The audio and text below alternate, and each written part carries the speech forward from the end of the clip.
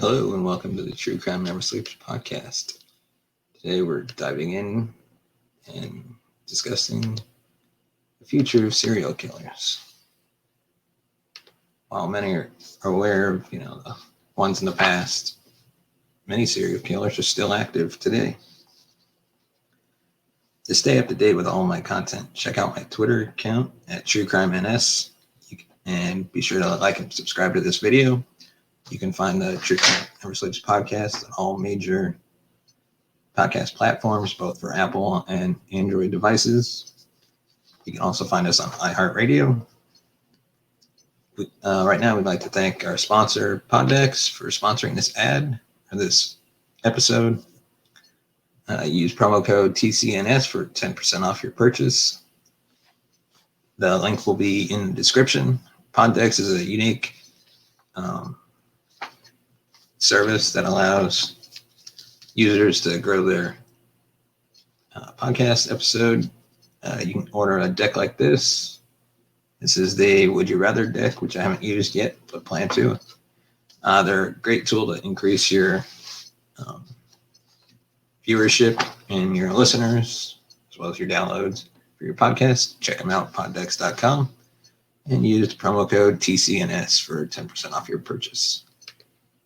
So now let's get into today's episode. In this podcast, we've discussed serial killers, past to present. The last season, there was a serial killer in every episode. We've learned a lot about their behaviors and ways of doing things. One thing we can conclude, they are all very different and have unique traits and motivations behind their actions. Yes, there is a common ground where serial killers might have psychological disorders, but each person is different. Therefore, each person's actions will be different. Serial killers are present in almost all of our episodes. But in today's episode, we will talk a lot about serial killers, and most specifically, the future of serial killers. What does the future of serial killers even mean? We know that the world is consistently changing. We use information from the past to make our present and future better. With so many cases involving serial killers, law enforcement has collected so much data and consistently worked to prevent serial killers from acting or by quickly finding serial killers. With the news hitting the masses so quickly and exposing serial killers, their activity is becoming more visible to the general society, and people are becoming more aware of their surroundings and always taking care of their own lives. However, as we said, everything is constantly changing, and so are the serial killers. So what does that mean? What exactly is the future of serial killers? Right before I answer the big question, I'm going to create some context by giving a detailed description of what a serial killer is, as well as provide some statistics about serial killers. According to Oxford Language Dictionary, the definition of a serial killer is, quote, a person who commits a series of murders, often with no apparent motive and typically following a characteristic, predictable behavior pattern. According to The Guardian, many serial killers are survivors of early childhood trauma of some kind, physical or sexual abuse, family dysfunction, emotionally distant or absent parents. Trauma is a single recurring theme in the biographies of most killers.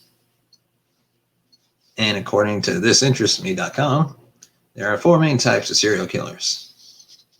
First, visionary. They believe that a person or entity is commanding him to kill, most likely suffering from psychosis, which you could look at and see the Son of Sam.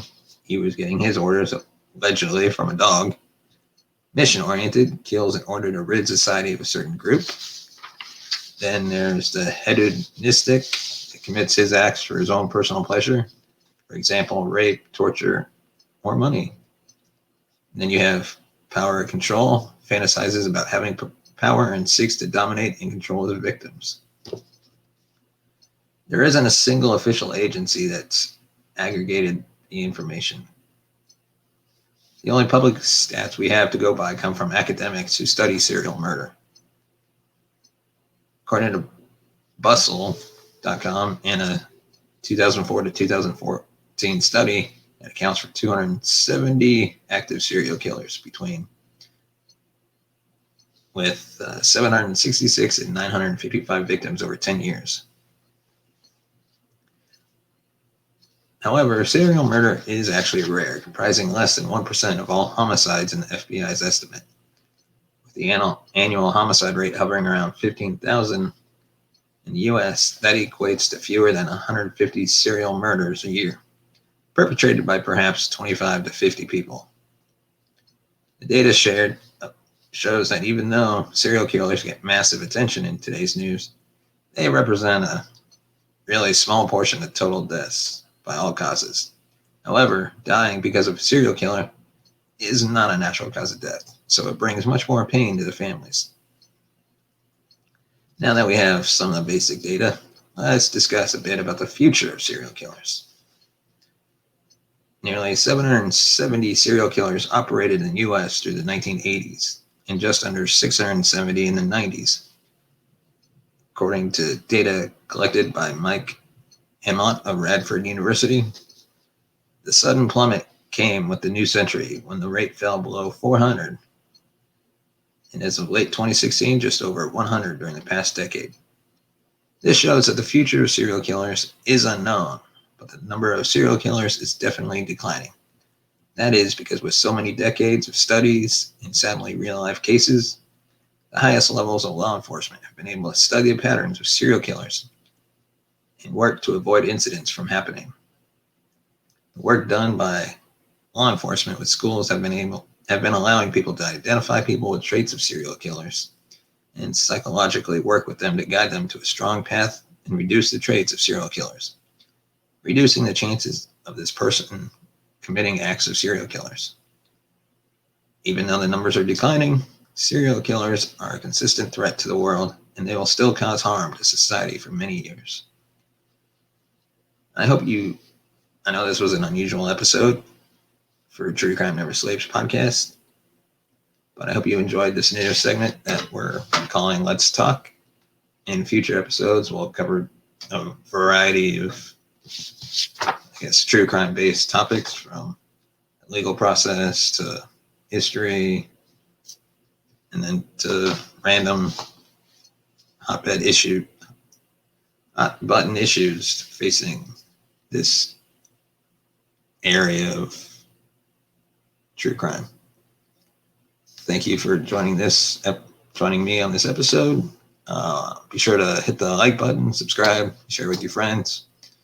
You can also listen to this episode on our podcast, so go check it out. True Crime Never Sleeps on Spotify, Spreaker, Apple Podcasts, Google, all your major podcast platforms. Thank you, and have a great day.